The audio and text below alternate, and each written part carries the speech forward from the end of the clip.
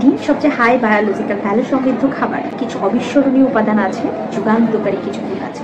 চলুন জেনে নিই ডিমের কি গুণ। Get fit in body and mind by BNWA. আসসালামু আলাইকুম, আমি Fatema Zohra, clinical dietician, made health care hospital and diagnostic centre. আজকে আমরা জানবো ডিমের কিছু অবিস্মরণীয় উপাদান। ডিম গুণে মানে পুষ্টিমূল্যে নাম্বার 1 বায়োলজিক্যাল ভ্যালু সমৃদ্ধ একটি ফুড। একটি ডিমে সাধারণত ওজন থাকে 50 থেকে 60 গ্রাম এবং সেখানে প্রোটিনের পরিমাণ থাকে 7 থেকে 9 গ্রাম। ডিমের প্রোটিন হাই বায়োলজিক্যাল ভ্যালু বলা হয় এই কারণ এটার সাথে তুলনামূলক বিশ্লেষণ করা হয়েছে।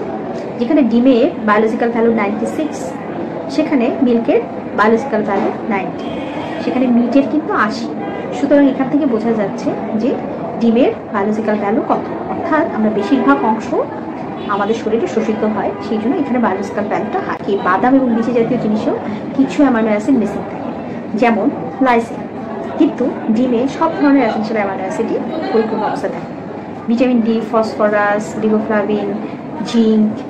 যদিও ডিমের চারিদিকে শেলে থাকে ক্যালসিয়াম, ভেতরে ওরকম ক্যালসিয়াম থাকে না, কিন্তু অন্যান্য সকল উপাদানই থাকে।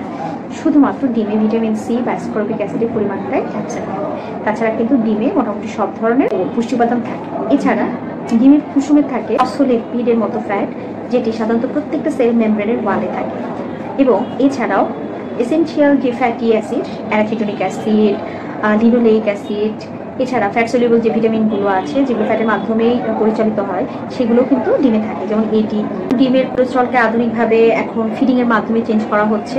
ফিডিংয়ে গুড ফ্যাট যদি দেওয়া হয় তাহলে ডিমের কোলেস্ট্রল কিন্তু গুড ফ্যাটে পরিণত। রান্নার ক্ষেত্রে সাধারণত ডিমের কিছু কিছু ভিটামিনস, মিনারেলস নষ্ট হয়ে যায়।